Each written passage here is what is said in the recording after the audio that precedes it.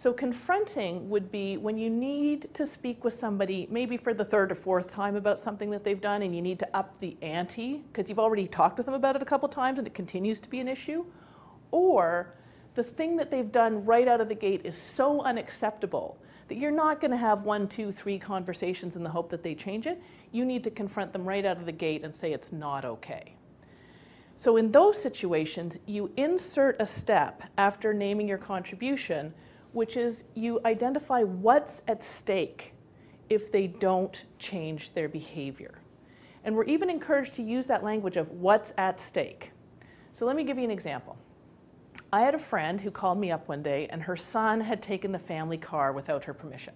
So when I'm speaking with her, she's all up in arms about it. So she said, he's taken the car, da, da, da, and she's really upset. And she said, I'm going to confront him.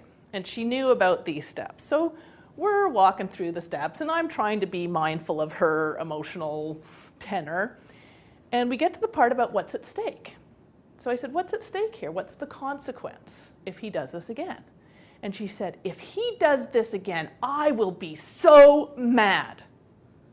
And I said, okay, so let's take a look at the situation, because I knew he'd already done it a couple of times. I said, when he did it the other times, were you mad then? And she said, yeah, but I'll be really mad now. And the thing about what's at stake is it has to be at stake for the person that you're speaking to. And I think we could see that her son has already done a cost-benefit analysis. He said, I could be out with my friends in my mom's car, having a fun time with a mad mother at home, or I could be at home with my boring little sister watching the television while all my friends are having a good time and have a happy mom.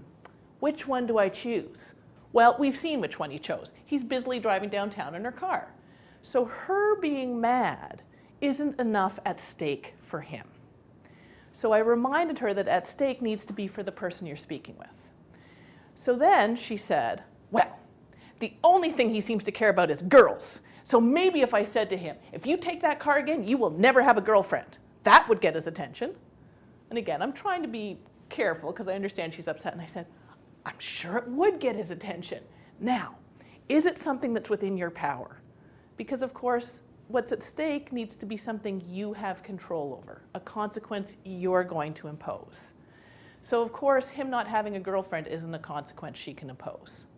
So what she said in the end was, I need to speak with you about the use of the family car. You took it last night without my permission and I'm very angry.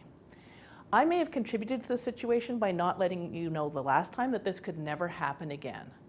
What's at stake for you here is if you do this again, you will never be allowed to use the family car under any circumstances. I'd like to try to resolve this with you. Is there anything you need to say? So I think the last part came out a little sharp. I think she may have been a bit pinched by the end.